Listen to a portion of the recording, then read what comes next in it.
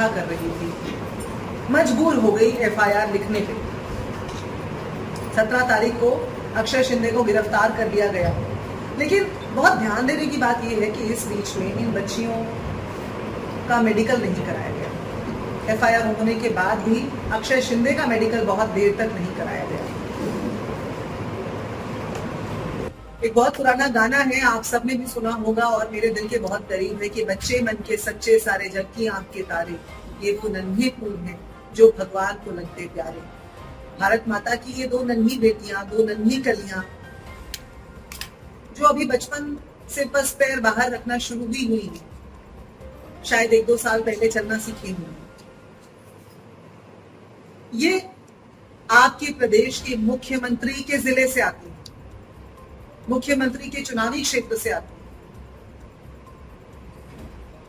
स्वतंत्रता दिवस का मौका था। ये जो सारा घटनाक्रम हम बता रहे हैं, ये 10 अगस्त से लेकर के 17 अगस्त के बीच का घटनाक्रम है। मुख्यमंत्री अपने क्षेत्र में आते भी हैं, कुछ योजनाओं के उद्घाटन भी करते हैं, अपनी राजनीतिक जो क्रियाकर्म है वो सब करते हैं, लेकिन इस मुद्दे को दबाए जाने का काम लगातार किया जाता है। मैंने कहा बच्चे मन के सच्चे सारे जग की आंख के तारे, ये वो नन्हे फूल हैं जो भगवान को लगते प्यारे। भगवान जिन बच्चों को अपनी निगरानी में रखता है उनकी अनदेखी करने का काम आपके प्रदेश के, महाराष्ट्र प्रदेश के मुख्यमंत्री एकनाथ शिंदे ने जानते बूझते हुए किया।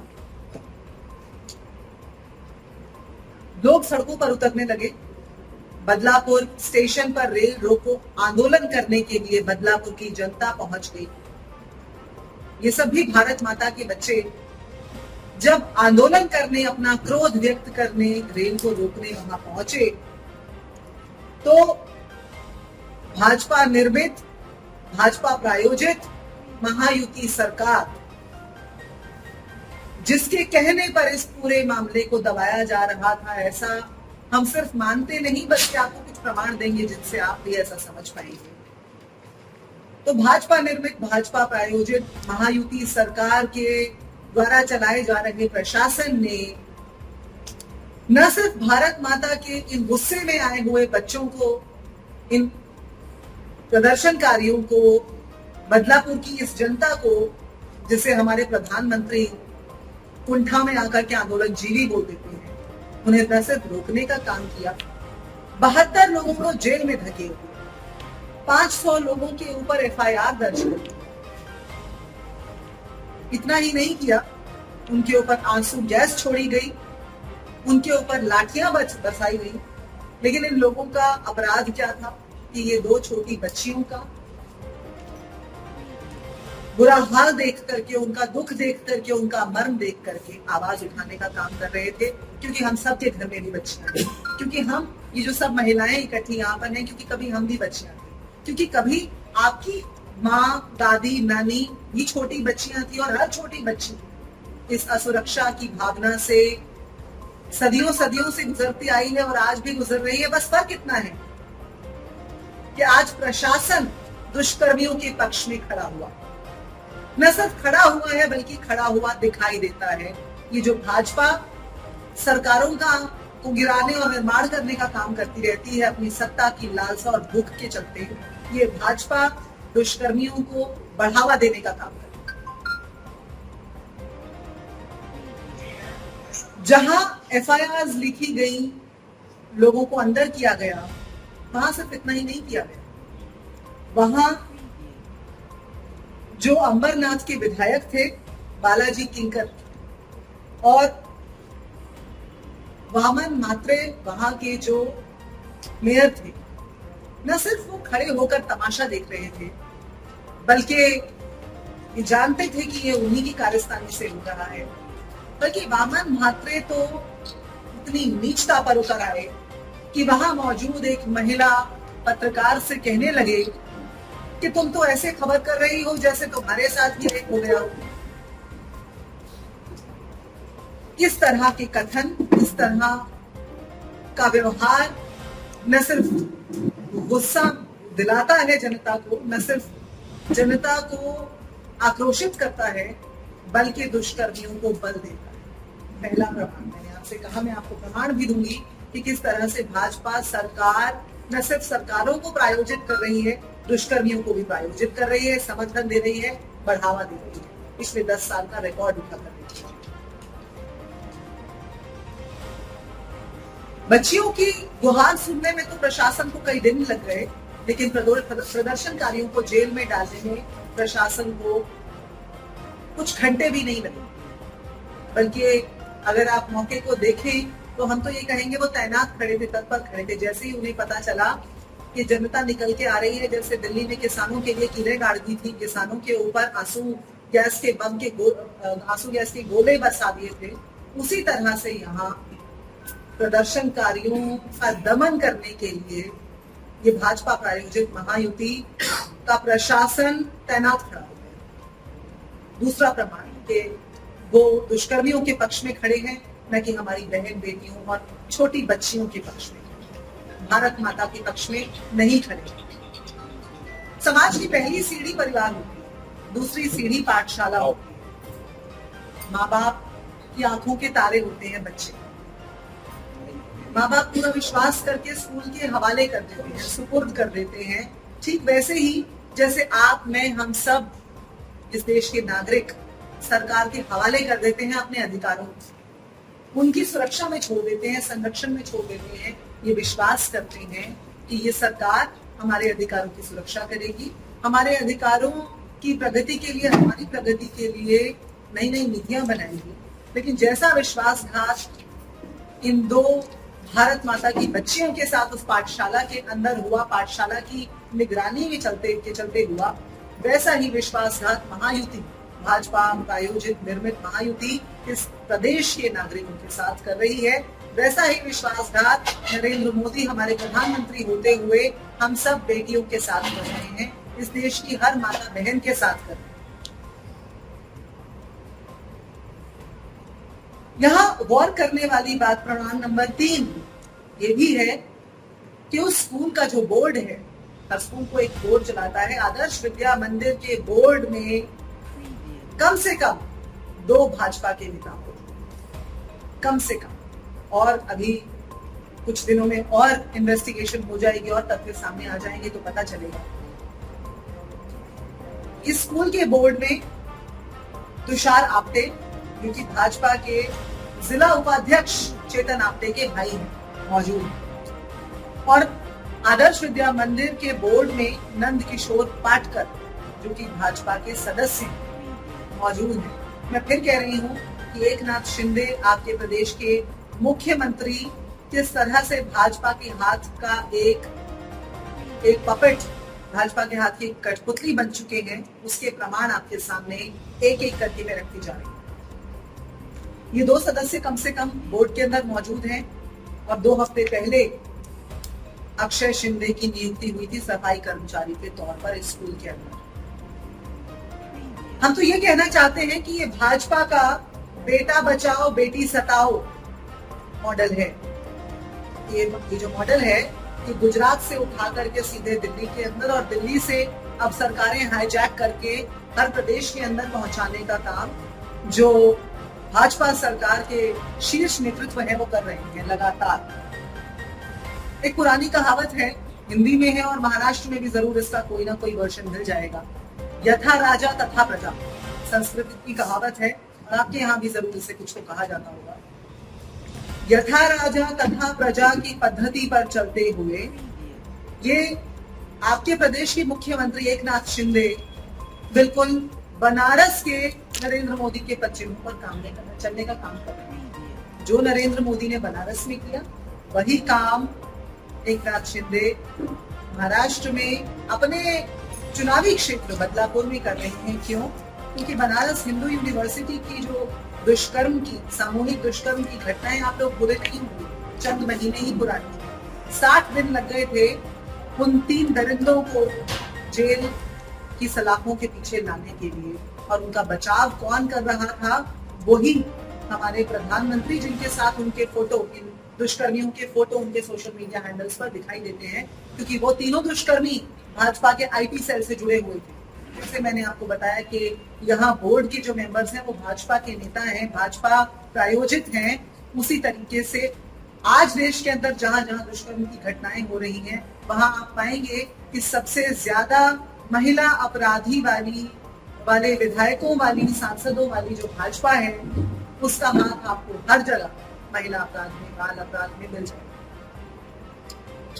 महायुति सरकार को हम आज ये कहना चाहेंगे कि भारत माता की बेटियों की निगरानी करने में आप पूरे तरीके से विफल हैं। एकनाथ शिंदे विफल हैं, नरेंद्र मोदी विफल हैं, आपके प्रदेश के जो शिक्षा मंत्री हैं वो भी विफल हैं। दीपक केसरकर जी भी उतने ही गुनाहगार हैं जितना गुनाहगार अक्षय शिंदे हैं। इसलिए क्योंकि उनकी देखरेख में, उनके महकमों के अंदर, उनके स्कूलों के अंदर ये सब चलता रहता है और वो चुप्पी साधे बैठे रहते हैं, क्योंकि प्रधानमंत्री ने ऐसा पथ प्रदर्शन कर दिया है इस देश के मुख्यमंत्रियों को और तमाम मंत्रियों को, जहां जहां उनकी प्रायोजित सरकार है, कि चुप बैठे रहने से काम चल सकता है। ये इसलिए भी पूरी तरीके से विफल है क्योंकि एक तरफ जहां बदलापुर की घटना हो रही थी और वहां रेल रोको आंदोलन हो रहा था, जहां दमन किया जा रहा था न्याय की, इंसाफ की आवाज का, वहां दूसरी तरफ उसी दिन मुंबई में 4 मामले दर्ज किए जाते हैं माइनर रेप के, कम उम्र की बच्चियों के साथ बाल अपराध के मामले, 4 मामले उस दिन मुंबई में दर्ज किए गए। वहीं दूसरी तरफ अकोला के अंदर एक 4 वर्ष की बच्ची के साथ दुष्कर्म हुआ, 6 बच्चियों को पॉर्न दिखा करके दुष्कर्म करने का काम अकोला के जिले के अंदर हुआ। ये सब चलता रहा, लेकिन आपके मुख्यमंत्री एकनाथ शिंदे, आपके उप मुख्यमंत्री देवेंद्र फडणवीस, आपके शिक्षा मंत्री दीपक केसरकर न सिर्फ चुप बैठे रहे, बल्कि उन दिनों इनकी जो गतिविधियां थी वो आरामप्रद गतिविधियां ज्यादा लगी। एकनाथ शिंदे तो सातारा में कहीं छुट्टी मना रहे थे, किसी निजी काम के चलते वहां मौजूद थे। न सिर्फ उन्होंने एक संदेश नहीं दिया अपनी बेटियों के, बच्चियों के, उनकी माताओं के, भारत माता की हम सब बेटियों के नाम, बल्कि उन्होंने पूरी तरह से विमुक्त कर दिया अपने आप को सबसे, जैसे कि महिला सुरक्षा से उनका कोई लेना देना ही ना हो। प्रधानमंत्री मोदी ने कल पहली बार 10 साल में दुष्कर्म के ऊपर, बलात्कार के ऊपर, रेप के ऊपर अपनी चुप्पी तोड़ी। क्यों? जो सीख भाजपा के लोग तमाम दूसरी पार्टियों को देने की कोशिश करते रहते हैं कि राजनीति मत करो, इस मुद्दे पर राजनीति मत करो। कल प्रधानमंत्री मोदी ने चिट्ठी लिखी बंगाल की मुख्यमंत्री ममता बनर्जी को, बंगाल के मामले के ऊपर,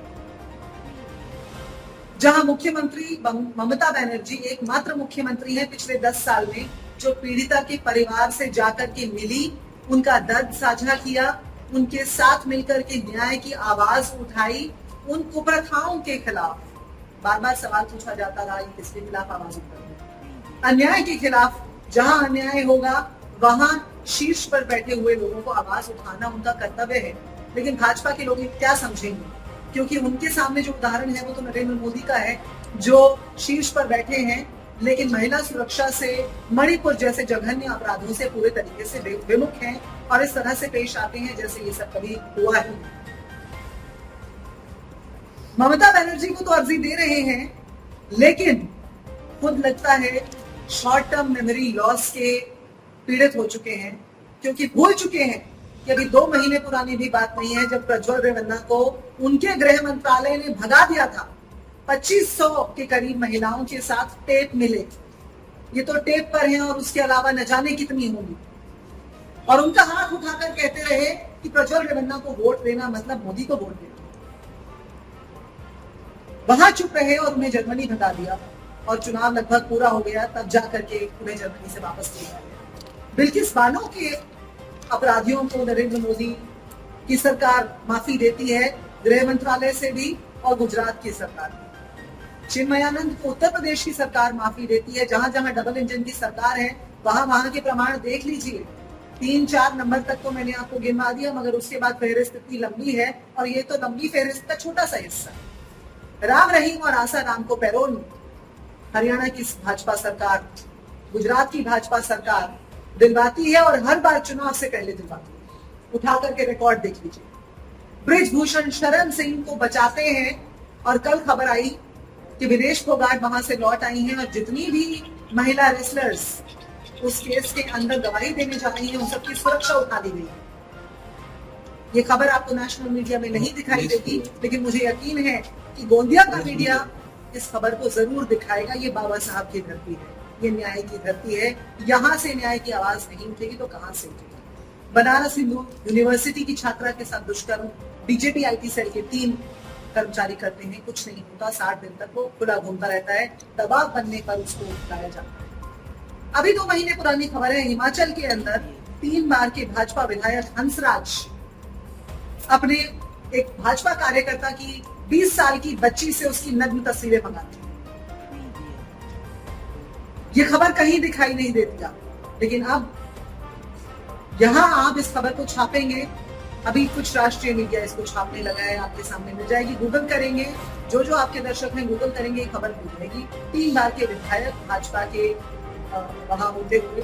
पुराने केसेस तो हमारे सामने है ही। कुलदीप सिंगर है, अभी एक और बता देती हूँ आपको। मेघालय के भाजपा पूर्व उपाध्यक्ष मानी जाती हूँ बर्नार्ड मराक, पूरा सेक्स रैकेट ही चला रहे थे एक होटल के अंदर। बहुत दबाव बनने के बाद जब देश भर से दबाव बन गया, उन्हें इस्तीफा देना पड़ा था, लेकिन बहुत देर तक ये खबर कहीं दिखाई नहीं। हरियाणा के तत्कालीन खेल मंत्री, पिछले वर्ष की बात है, उस समय जो खेल मंत्री थे संदीप सिंह, अपने महकमे के नीचे आने वाली एक महिला कोच के साथ यौन उत्पीड़न करते हैं, उससे तरह तरह की चैट्स करते हैं और बाद में महिला कोच के प्रति ऐसे एक्शंस लिए जाते हैं जो कि हैरान कर देने वाला है, दिल दहलाने वाला है कि अगर आपके मौजूदा मंत्री, लेकिन उसके बाद भी संदीप सिंह का इस्तीफा स्वीकार नहीं किया जाता। संदीप सिंह के महकमे बदल दिए जाते हैं और आज तक जो केस चल रहा है, हरियाणा के अंदर भी भाजपा सरकार वैसे ही खतरे में है जैसे कि महाराष्ट्र के अंदर। और सिर्फ जनता की आवाज जिसकी ये लोग बार बार तौहीन करते हैं, वो ही उसको ठिकाने लगा सकती है, उसको आईना दिखाने का काम कर सकती है। पिछले साल एक और वारदात, भाजपा के विधायक राम दुलार, ये राम राज्य की बात करते हैं, ये जय श्री राम की बात करते हैं। जय श्री राम तो नहीं बोलते, जय श्री राम की बात करते हैं। लेकिन भारत माता की बेटियों के साथ ये झूठे राम भक्त क्या करते हैं, वो इस नाम पे छुपा हुआ है। राम दुलार नाम, भाजपा का विधायक, लेकिन 15 साल की बच्ची के साथ दुष्कर्म करने के लिए आज जेल की सजा पाई।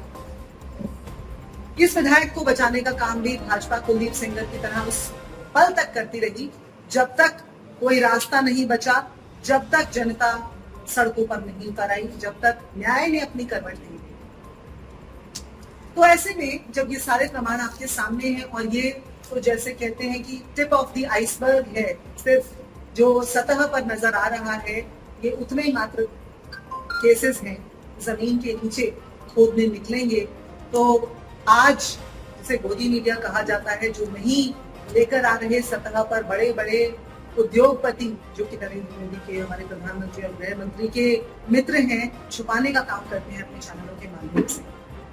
उन सब से, प्रधानमंत्री नरेंद्र मोदी से, आपके प्रदेश के मुख्यमंत्री एकनाथ शिंदे से हम सवाल पूछें उससे पहले सबसे पहले एक गर्भवती माँ और उसकी 3-4 साल की जो 2 बच्चियां हैं, और हो सकता है जो पैदा होने वाली आत्मा है वो भी बच्ची है, हम इन बच्चियों के साथ जो खिलवाड़ हुआ उसको लेकर के स्कूल के प्राध्यापक महोदय से, उनकी मैनेजिंग कमेटी से ये 5 सवाल पूछना चाहते हैं। पहला, अक्षय शिंदे को किसकी सिफारिश पर सफाई कर्मचारी की नौकरी दी गई, उसका बैकग्राउंड चेक क्यों नहीं किया गया। दूसरा, छोटी बच्चियों को अटेंड करने के लिए नियम है कि महिला कर्मचारी होनी चाहिए, महिला कर्मचारी उस स्कूल पर में कार्यरत क्यों नहीं।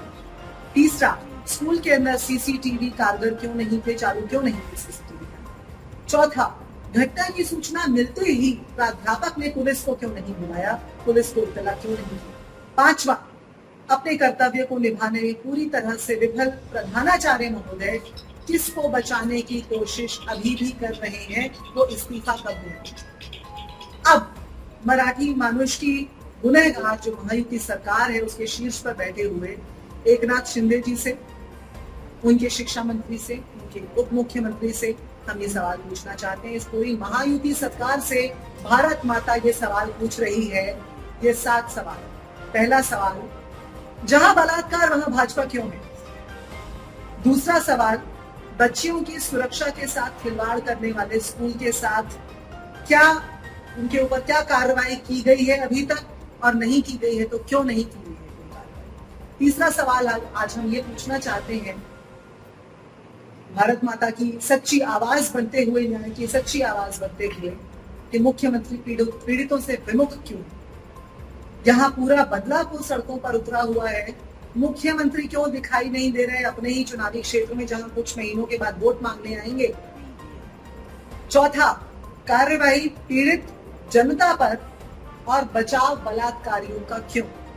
पांचवा सवाल, वामन म्हात्रे को एक महिला पत्रकार से बदसलूकी, और यह अक्सर मीडिया के साथियों को पुरजोर तरीके से उठाना चाहिए सवाल।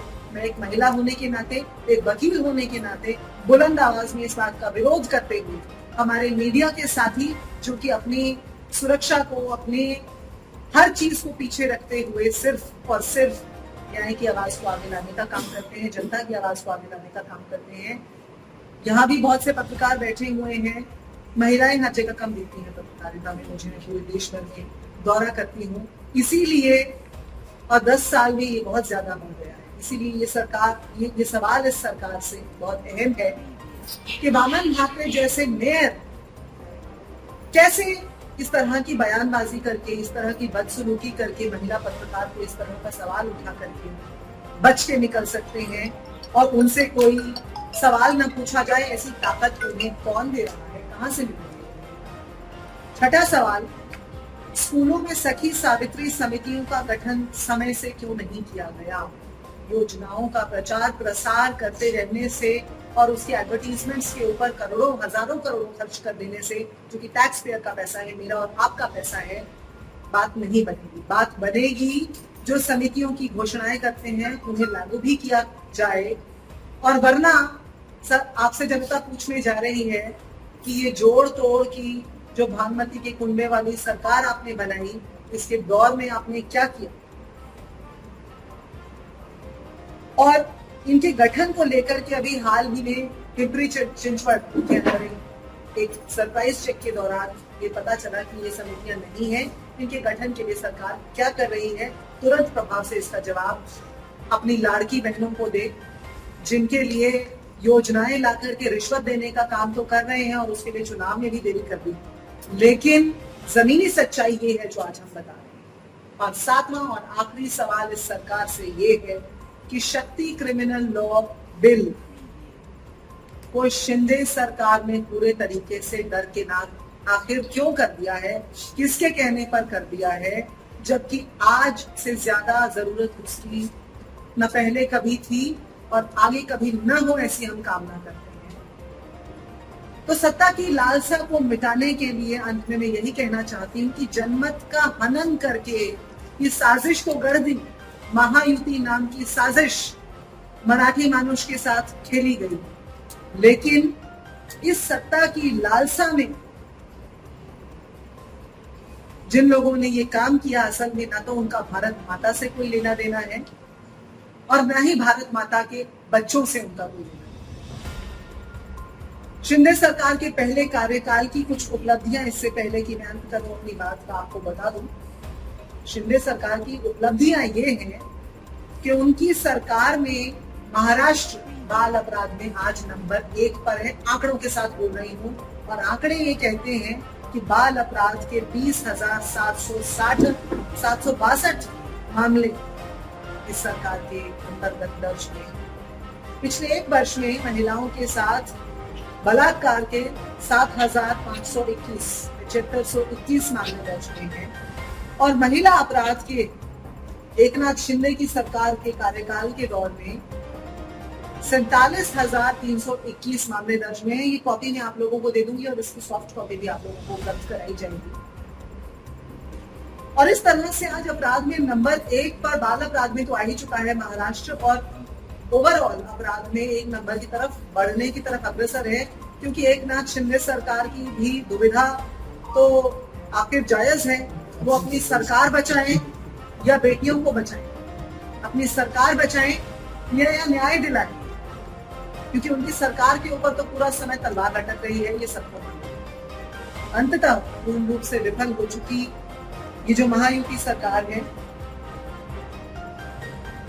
उसको इस देश के, भारत माता के सभी संतानें, बूढ़े, बच्चे, माताएं, बहनें, बेटियां बस इतना ही पूछना चाहती हैं इर्तिजा निशात जी के शब्दों में कि कुर्सी है तुम्हारी ये जनाजा तो नहीं है, कुर्सी है तुम्हारी ये जनाजा तो नहीं है, कुछ कर नहीं सकते तो उतर क्यों नहीं जाते। जय हिंद, भारत माता की जय।